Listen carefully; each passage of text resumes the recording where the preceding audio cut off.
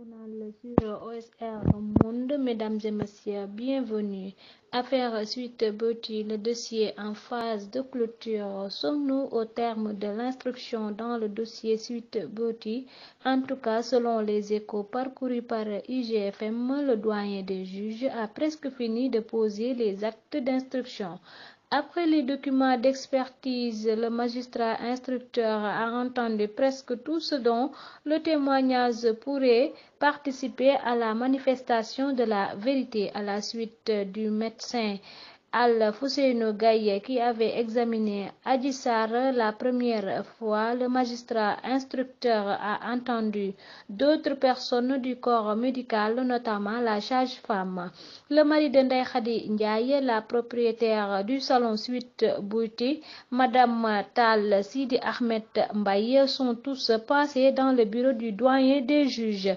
Le journal rappelle que lors de son audition par le doyen des juges d'instruction, Ousmane Sonko avait dit au magistrat que s'il bouclait son dossier sans auditionner Mamour Diallo, le capitaine Touré et toutes les autres personnes qu'il a citées dont il estime qu'ils font partie du complot, son instruction serait incomplète. Certes, Oumar Maham Diallo n'a pas convoqué Maître Dior Diagne ni Maître Pape Sow, mais il a auditionné le capitaine Touré contre la volonté du parquet. Baye Mbaye Niass dit MC Niass ainsi que Mamour Diallo.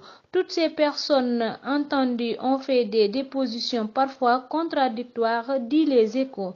Le juge d'instruction est-il maintenant assez édifié pour prendre une décision? Maître Dior Diagne et Maître Pape Sow seront-ils entendus? Lui seul en détient la réponse. À présent, informe le journal, si le procureur ne fait pas un réquisitoire supplétif pour demander un complément d'information, le magistrat instructeur n'a plus autre chose à faire que de boucler le dossier et rendre son ordonnance définitive. Maintenant, va-t-il rendre une ordonnance de non-lieu et classer cette affaire, ou bien va-t-il rendre une ordonnance de renvoi en jugement? La balle est dans son camp. Débat sur le troisième mandat. Dr Abdourahmane Diouf tacle le recteur de l'UCAD. Un débat sur le troisième mandat était programmé à l'UCAD par le leader du parti Awalé et non moins candidat à la présidentielle de 2024. Cependant, la salle qui a été demandée par Dr Abdourahmane Diouf lui a été refusée par l'administration de l'université Cheikh Anta Diop de Dakar.